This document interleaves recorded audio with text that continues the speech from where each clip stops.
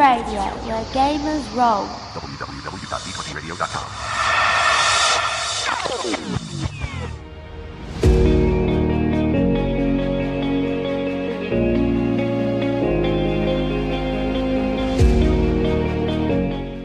Everyone, welcome to Prime by Cortex, a podcast that interviews different creator studio game designers and also does system discussion episodes.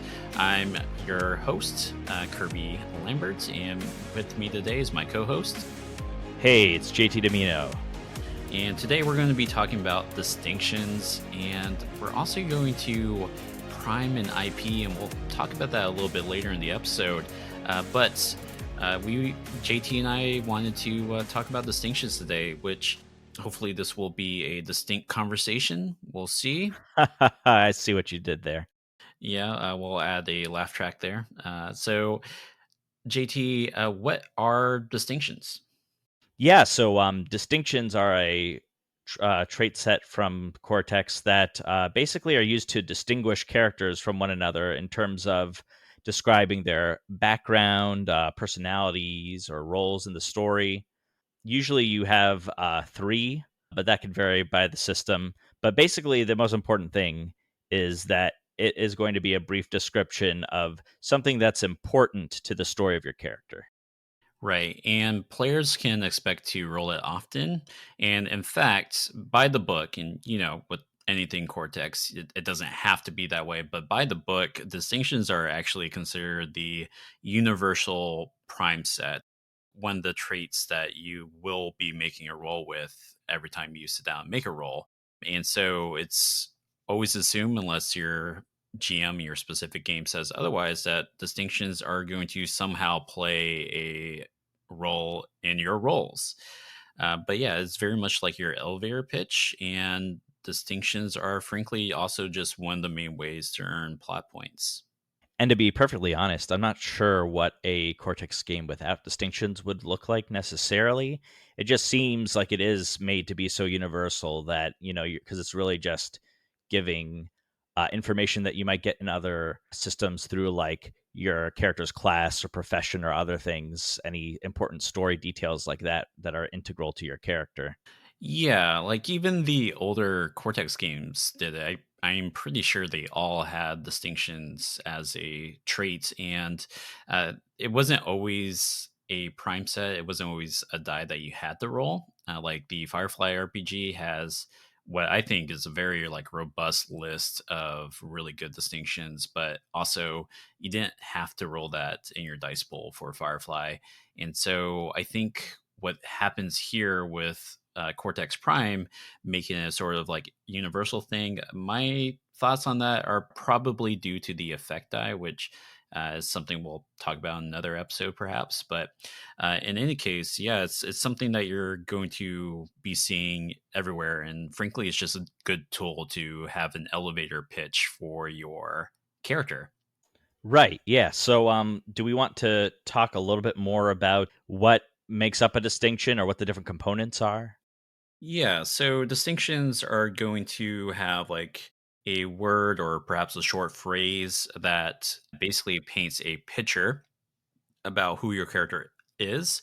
Ideally, these 3 distinctions should be well-rounded, touching on different facets of your character. And the book suggests background, personality, or role in the story. It could also just be stuff like your catchphrase, and generally, sometimes it's an opportunity for world building. But we'll talk about that here in a second. And so, what makes up a distinction are really just a couple of things.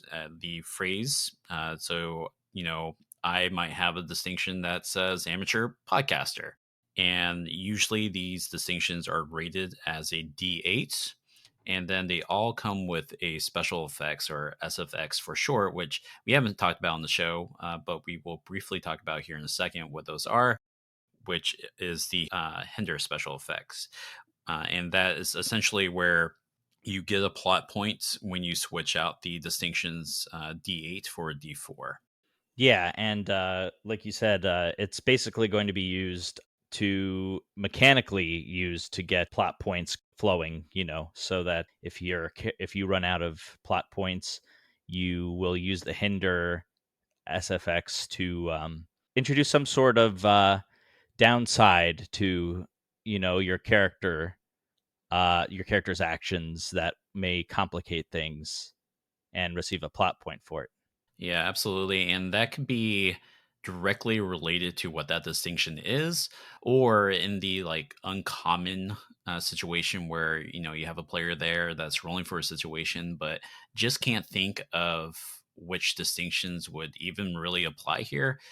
Hinder is just a good fallback, if they truly don't have a distinction that would reflect the situation better or can't rationalize it, they can just hinder themselves for better or for worse. But you know, I am all in the camp for hindering when you can personally get those plot points. Right, right. Yeah. I always think that it's kind of more interesting when people fail forward. Sometimes it creates new opportunities and stuff, but I guess that's a more philosophical point for different episode or discussion. And I think that's really all that makes up a distinction. In the Cortex handbook, it's really just a single page talking about this. But distinctions, in my opinion, are very pliable and they also lend opportunities. And I mentioned earlier that I feel like it's a good chance for world building opportunities because whether you're pre making a game or you're working with players to kind of fill out a new setting that you're just making up together on the fly, you can have distinctions that help with that world building. So, you might have someone that writes down they're the fastest gun in the West, and the table can just accept that as true, and you can have like storylines where that distinction is being challenged. Alternatively, you're writing a new setting for something for the creator studio, and so you may be writing out distinctions that would be pretty apt for your setting. So if you were doing like, I don't know, a cyberpunk setting, you wrote down corporate drone, or if you wrote down Netrunner. Netrunner, or if you wrote down wizards, suddenly there's wizards in your cyberpunk setting, and you're communicating that to the players or anyone that's picking up that material. Yeah. Well, who would put wizards in a cyberpunk game? Am I right? Yeah, well, I think some people would love it, but only if you're rolling a million d6s. Yeah, I hear you on that. Yeah, so I think that's a really good point, actually, Kirby, because it is a very flexible sort of trait, and it's very narrative based, which is good because it means that it can be easily adapted to any sort of game you want to run. And I think it was also a good point that they could either be pre-created distinctions like they have in Firefly, or with Cortex Prime, you can actually just sort of have players come up with them free form and just work with them to make sure that it fits into the game you're trying to run. And you can come up with your own special effects and things for that distinction. But that way, everyone gets to play a character that they really want to play instead of having to, basically try to fit their idea into a particular archetype, if you would. Yeah, absolutely. It's also just like an opportunity to kind of keep things simple, because I made a reference that you could just have a wizard distinction, right? So there's no like one way to do things in Cortex, right? So, if you wanted to have like a spellcaster or Jedi or whatever have you, who's doing all these crazy abilities and stuff, you could just do power sets and abilities. But I think distinctions are a fun way to kind of keep that simple. Like you could just have a wizard distinction, and it's because of that distinction that a given player is able to cast fireball, right, or mage hand or whatever have you, and you can just keep it super simple like that if that's what the table wants to do. Yeah, the only thing would be whether or not you wanted to give particular types of spells or abilities like their own special effects or stuff like that. Because if you did that with a distinction, then that would mean that, whenever you're doing a spell, you would use your wizard distinction, but it wouldn't look any mechanically different if you're casting fireball or an invisibility spell or whatever. And it wouldn't necessarily have any mechanical impact on the game. It would probably just be more narrative in that case. Yeah, definitely. And it could play different roles in your game. It could just be set dressing, or it could have more of an impact. And speaking of special effects, let's talk about that for a second, because I think in terms of special effects, which is its own thing that can be placed elsewhere in Cortex, I feel like it fits very comfortably and very well under the umbrella that is distinction traits. Yeah, no, for sure. I think that you're basically going to find a number of special effects for any distinction. We already mentioned the hinder special effects, which can be used to get the plot points by stepping down your distinction to a D4. But basically, special effects are there to allow you to do things that don't necessarily fit in with the rules by default. They sort of allow you to sort of like bend or break certain rules in exchange for a cost, which is often like a plot point, or there might be another condition that you have to meet besides that. But the idea is that you basically are paying or activating it in order to get a special effect, an ability to influence the story. Yeah, and we'll probably do a separate episode on special effects, but as it relates to distinctions and what we could be doing with distinctions, it's also yet another opportunity to have a little bit of granularity if that's what you want. It also can reinforce what distinction is like all about, right? A person with the investigative journalist distinction might have special effects that get them into places that they normally wouldn't be able to, because some places will welcome a journalist, right?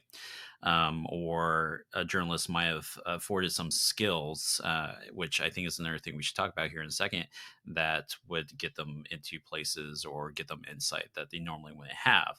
And so I think a more like elaborate example of this is, like, say we're doing like a Marvel game, right? Which we had Marvel Heroics, a Cortex Plus game that's unfortunately no longer in print. But if you can imagine, like, the Incredible Hulk and let's see, the Incredible Hulk and, let's say, Thor, right? Both incredibly strong characters. So they might have a distinction in a hypothetical game where you're doing a completely different setup than Marvel Heroics, where they have like godlike strength or whatever have you. And so special effects is an opportunity to kind of say that, the Hulk can just spend a plot point and just demolish a building. They spend the plot point, it's done. Whereas Thor might not have that special effect. Thor is still super strong. He can still attempt to destroy a building, but Thor's going to have to roll for it. Whereas Hulk just does it because Hulk smashes. Yeah, Thor might have a special effect that maybe allows him to throw his hammer to like move around more quickly or something like that. I don't know. That's just off the top of my head. But yeah, it can be used to distinguish two people that have similar traits or abilities from one another. Right.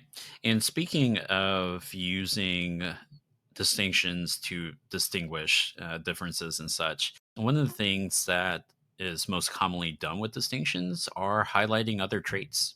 Like with any Cortex game, for the most part, you're usually making a pool out of your different traits that apply to a role. But so distinctions can work along with other traits, like, for example, skills, like we were alluding to a little bit earlier.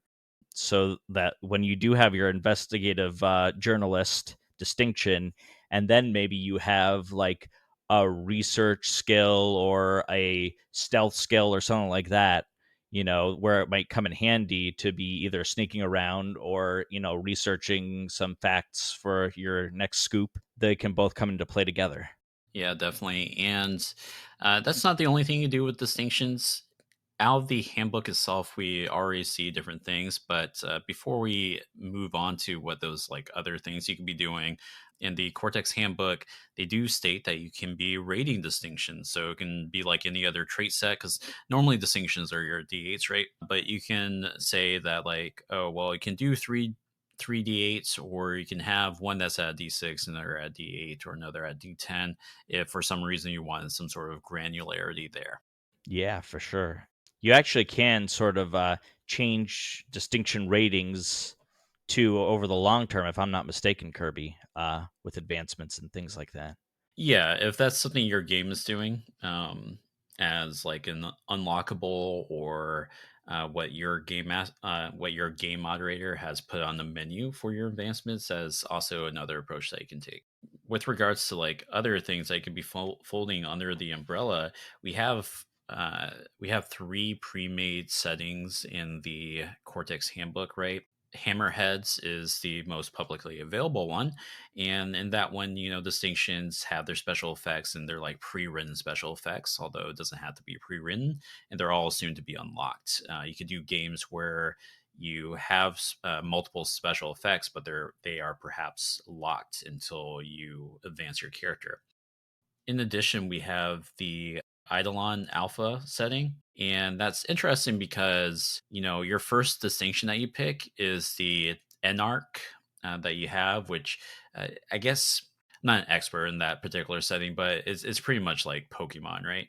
And for that first distinction, they've actually folded, it's actually like a hybrid of, yes, it's a distinction, but it's also your power set, which is normally a completely different trait set, which I actually really like a lot. For sure. Yeah. You can definitely do a lot with combining distinctions with other traits in order to make abilities or other stuff for your character work in slightly different ways from one another. So, yeah, I think that pretty much covers all of the fundamentals about distinctions, Kirby. So, why don't we transition a little bit and let's talk about how distinctions work in practice, because I know that we brought some examples with us for this episode. Yeah, so we've mentioned before that for episodes, we want to occasionally have a segment where we prime something, right? An existing IP, a mashup of IPs, or even just our own work. And so for this episode, we are actually going to prime Avatar the Last Airbender. Yeah, and I'm excited because I love that show. And I know you can't see it, nor can our listeners, but I'm actually wearing an ATLA shirt to mark the occasion for this episode. So there you go. Right. So, how JT and I are going to do this is we are going to come at this from two different angles. JT and I worked separately to kind of devise what our own character sheets and our own ideas are for given like IP. And yeah, JT, you want to start us off by saying what trait sets you have going on and how you're approaching gameplay here? So yeah, so I was thinking about how I would do Avatar the Last Airbender in Cortex. And so obviously, you're going to have some basic stuff like you're going to want, or I was thinking about like what sort of things would you need to know in a ATLA game. And so I was thinking, well, obviously people are going to want to know if you can actually bend something or not. And it's going to be relevant sort of like where you come from potentially, because that'll generally tell you what element you're associated with, if at all. So what I actually came up with first was, instead of something like attributes, I decided that would be fun to do something more like approaches. So my idea was to take the four elements and sort of turn them into the four attributes or approaches. So I actually have water, which is for things that are more flexible or subtle and comforting sort of stuff. And then I have earth, which is going to be more careful and enduring. And then you have fire, which is going to be for things that are more like flashy, aggressive, or passionate. And with air, you're going to have things that are more quick, sneaky, or spontaneous. So, depending on what sort of approach you're taking with any given action, you could use one of those elemental approaches, and they would all have different ratings. So you would have mostly D8s, but then you might have one at D10 and one at D6 to represent like a particular strength or like a weakness. Then I decided that I'd like to combine that with skills. So I actually just kind of used the skills from the core rulebook, and I just pared it down a little bit. I figured that there would be fix, notice, throw, treat, craft, focus, labor, survive, fight, influence, operate, perform, and then drive, move, sneak, and trick. I didn't bother putting no in there because I figure like with approaches, you can just sort of cover like trying to know something with like the way that you're doing it and the relevant skill to like what you're trying to know. So I didn't bother including that. And, there's no real flying for the most part in Avatar, or at least, it's not going to be something that's like universal for all the characters. So like unless you had a flying bison or like you make a flying machine like you see in the show, then you're probably not going to really need a particular skill for fly. And you can probably honestly just use drive or operate, depending on whether or not you're like doing an animal or a machine. Obviously, as you know, and this is the point of the episode, sort of, we're going to have distinctions, and so in order to determine whether or not you're a bender, you would have to take a distinction that you are a bender first. So you would have something like an earthbender distinction with a quick description of what that means, basically, and you'll have some potential special effects for that.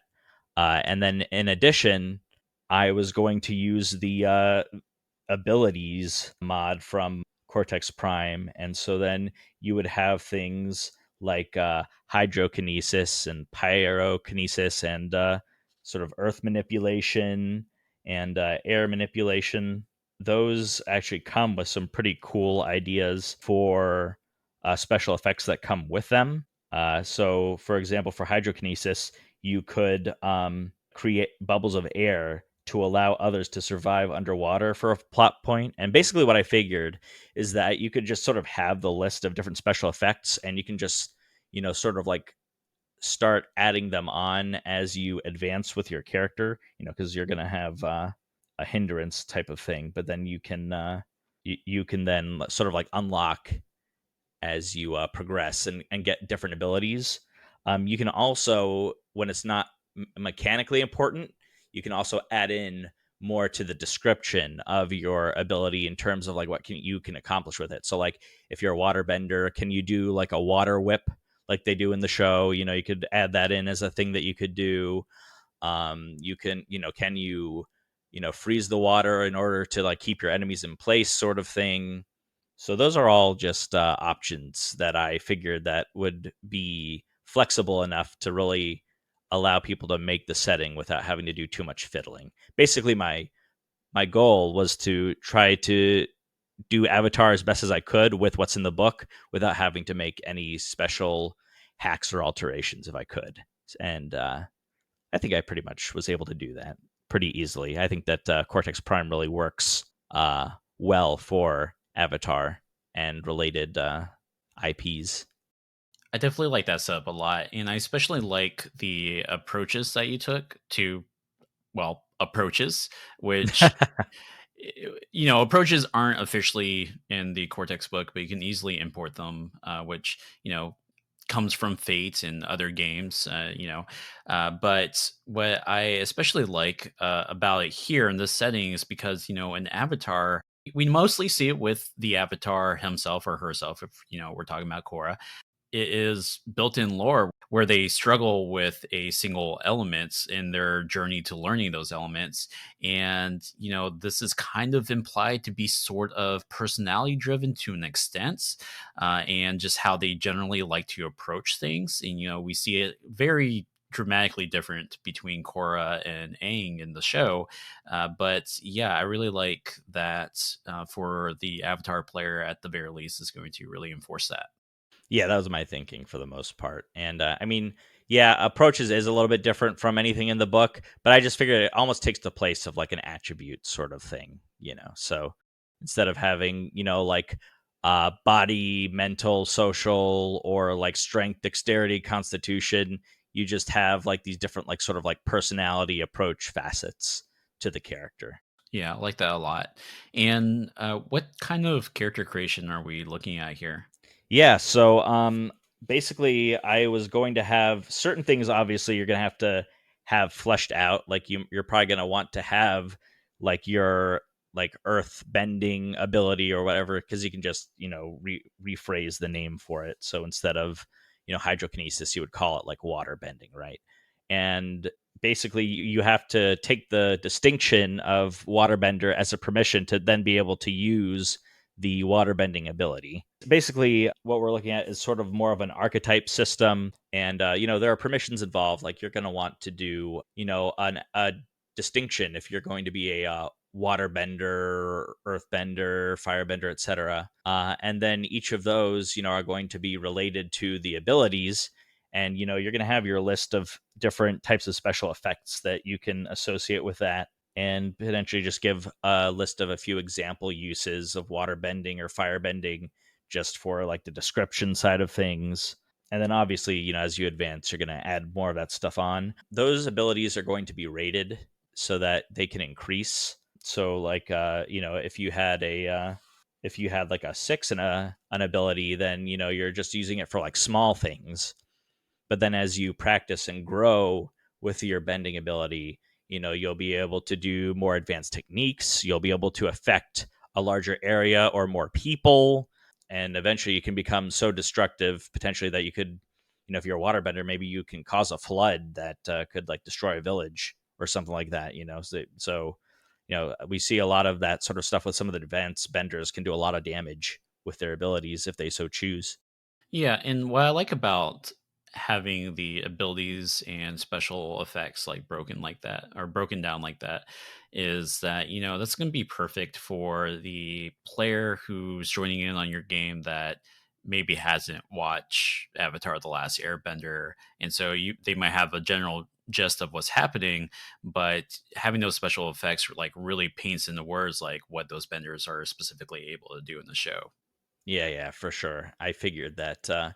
Also, because in the show we see that characters specifically learn and practice different techniques. Like you see, for example, Katara trying to learn how to do different things with water, and she doesn't really have instruction because like all of the benders in the tribe have like left to go off to war.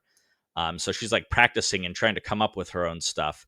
And over the course of the show, she grows more and more powerful until she's probably the most powerful waterbender that there is by the end. So I did like the idea of the powers being able to grow and the potential to be able to add on techniques in both a narrative and mechanical sort of way as you learn and grow. Nice. So I took I think a very different approach here. So I've actually ran Cortex with Avatar Last Airbender before, but I want to talk about what I did for that because I was playing around with some ideas. And frankly, the way I approach priming stuff is just, am I doing one shot or is this going to be like a long form thing? I do it completely different. That's Um, fair. yeah. So the sort of recipe I've cooked up for this is I'm actually am going to go with attributes, mental, physical, social, distinctions with special effects, and not just like a distinction for, or and not just like special effects for like the bending. All of these distinctions are going to have special effects that you can unlock as your character grows. But that first distinction is kind of in line with what you were doing. It's going to cover whether you're a bender or what nation you hail from. The second distinction is just kind of like your background, like maybe you're a fisherman or maybe you're a friend of the avatar. Third distinction is more just about your personality. So I also want to have relationships with trait statements as a prime set here. I additionally have two more sets that are not prime sets. So I decided to go with no skills, just specialties, and I'll talk about why I did that here in a second. And also signature assets. Signature assets are like the boomerang or Appa, right?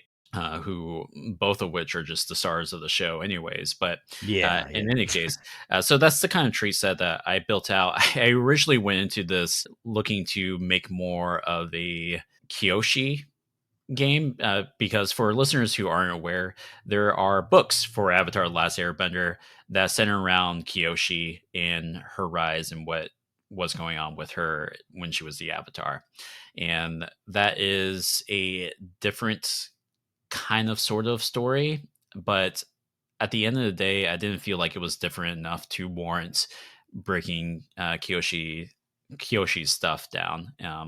And I won't really get into that because I have thoughts on that would frankly just be spoiler territory. So I'll navigate away from that. But character creation would, for this hypothetical game, be pathways. And so my thinking is, we already have a built setting, but we'll use pathways to not only improve the traits here, but also kind of paint the overarching story of where this particular avatar story is going to go for your table. Because when we look at the original Avatar the Last Airbender, we have a clear idea of where they're going, like right from the outset, why they're going there and such. And so this is an opportunity to kind of highlight those locations for a player to introduce a location that they specifically want to go to, or say that they have a friend over here and that kind of things. And they can also use this as an opportunity with regards to the relationship trait statements as relationships to one another, but also relationship traits aren't just about relationships to one another. It's also about relationships with GMCs. So you can have that sort of relationship where Zuko is still like trying to hunt down the Avatar, and so Aang's going to have that relationship die with Zuko, and vice versa. Zuko, being a major GMC in this hypothetical game, is going to have a relationship with the Avatar, and that trait statement is obviously going to be challenged, right? He would probably have a trait statement that's like, I must hunt down the Avatar to restore my honor. And so he's going to have that statement challenged again and again throughout the series. And so that's the kind of approach I was taking with that. Now, this build of mine also lets normal non-bender characters shine without going too deep in the weeds over bending prowess, because you do have characters who you're going to have characters who aren't benders, right? We see that in the Avatar show. We see that, I think, less so in Korra in terms of like the main gang. Actually, that's inaccurate to say, but in any case, if someone wants to play like a Sokka-like character, or Iro, or even just whatever have you, they're not going to be outshined by all the flashy stuff that the benders are going to be able to do, which is part of the reason why like all my distinctions are going to have special effects that you can apply to any of the distinctions, not even just like the bender stuff that lets you just do stuff. Now, I chose to do no skills, just specialties, because to me, like overall, it didn't really matter who was like particularly skillful and stuff, except when it came to like the fighting. I almost went with roles with this, but kind of like you, when you were saying that you wanted the moment where like these characters are growing in their prowess, I wanted to have the ability to let characters try to master their specific thing, but I also have to acknowledge like the non-benders that might be into that, right? And so I guess a spoiler for Sokka's storyline, he has a whole thing where he's trying to figure out like, was he actually good at in the group, what kind of role he plays, and this is actually in like a later season. And so he actually ends up mastering the blade, right? And so you also have Aang in general, who needs to get better at bending so that he can do the final showdown. We also see this in Kyoshi, and we also see this in Legends of Korra. And so it's a very important like subplot for any Avatar character, bender or not. So I decided that no skills, just specialties was probably a better way to do that, because I couldn't think of a skill list that I was particularly satisfied with having. But I like the idea of having that growth. So no skills, just specialties was a good way to do that. And if you're not familiar, that's specifically a mod where players just write down what's specific thing they're good at, right? And then in terms of like other elements of gameplay, if you have that big bad evil guy that the team is training to beat them down in showdown, but you want them to also be like a recurring villain, you can also consider using the scale die until the player characters are good enough, quote unquote, to defeat them. In which case, when you hit that final showdown, just get rid of the scale die, and they no longer have the scale die, and they're actually on even footing, and it might not be a guaranteed win for that bad guy. And there's also just like general potential use for the boss mechanics. And so that was my approach to Avatar the Last Airbender. So I really, really like the way you did a lot of that stuff. And I should mention that I had thought about stuff like signature assets too. I didn't mention it for mine, but I did because I did want to, Sokka to be able to have his, like space sword or his boomerang or whatever. And I did want to make sure that non-benders could shine too. So they would have their own distinctions. And I was even considering maybe doing some sort of ability with like martial stuff, like with swords or martial arts or whatever. What I really like actually was your idea to do the specialties without the skills.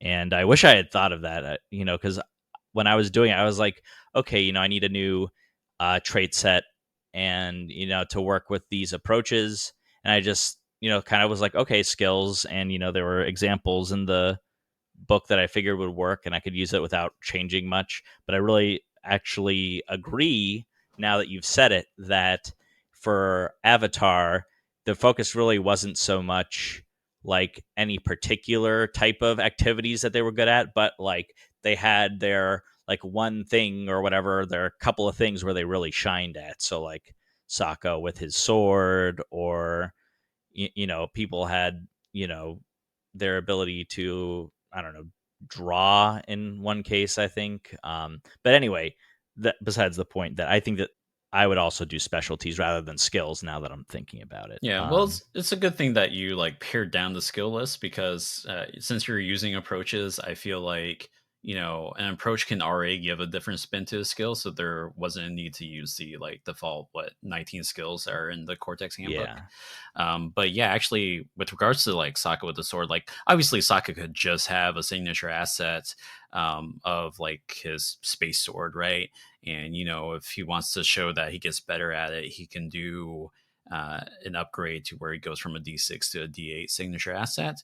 But I think it is more flavorful to have him have like a separate specialty where like that kind of like shows his arc there, which if we did this in gameplay could take 2 to 3 sessions, where he has the signature asset or he doesn't have it just yet, and he also doesn't quite have like the sword swinging skill in hand, so is at like a lower die rating, and so both just kind of get dialed up in that fashion. Yeah, no, I really like that. Also, I thought it was interesting you're using relationships because, in point of fact, relationships are very important to both of the Avatar shows so far, both Korra and Last Airbender.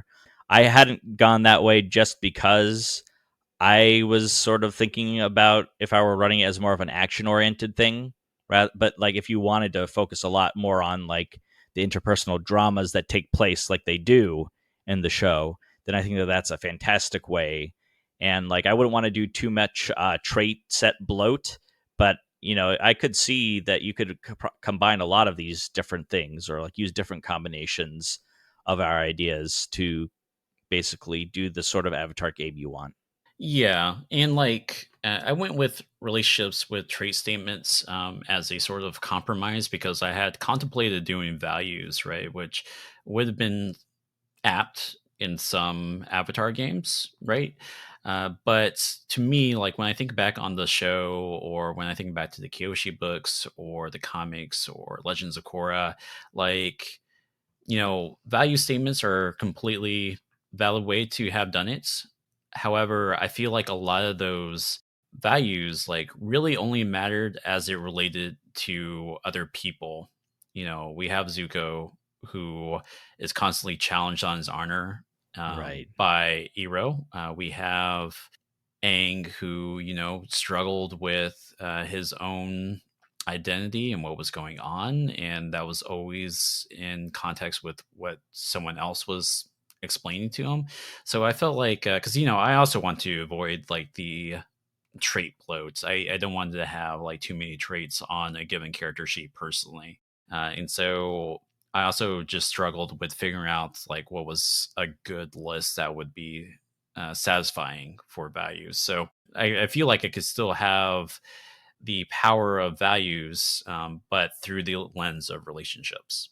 Oh yeah, no, I like it. And I know you mentioned the scale die for potentially for like a big bad, but I could also see that even working as a relationship, either to like a particular antagonist that is recurring, or it could even be something like, a lot of the characters in the show have like a very love hate or mostly hate relationship with the Fire Nation. So you could even have a thing where it's like a relationship with the particular faction or nation itself too that could motivate people's actions so they could get dies when dealing with that stuff.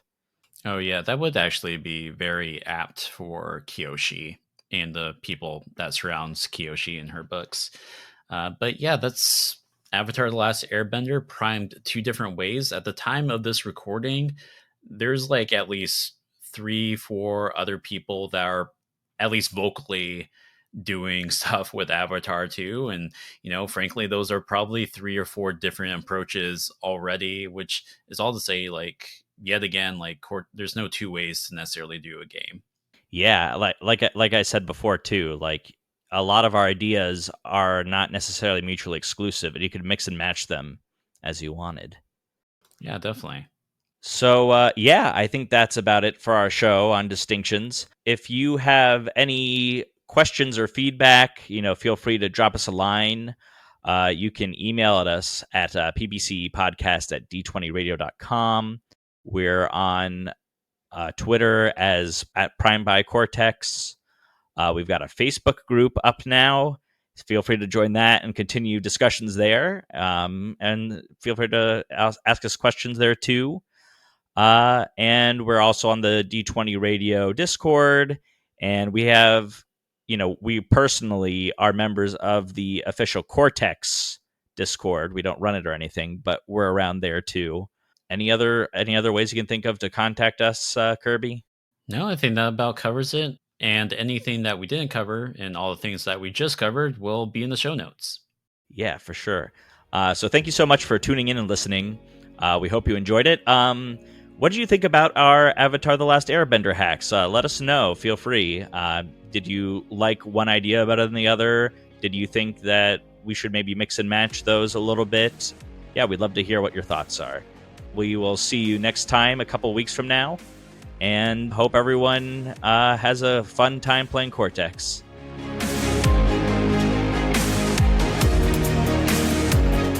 Oh, by the way, I'm pretty sure it's pronounced Iroh, but...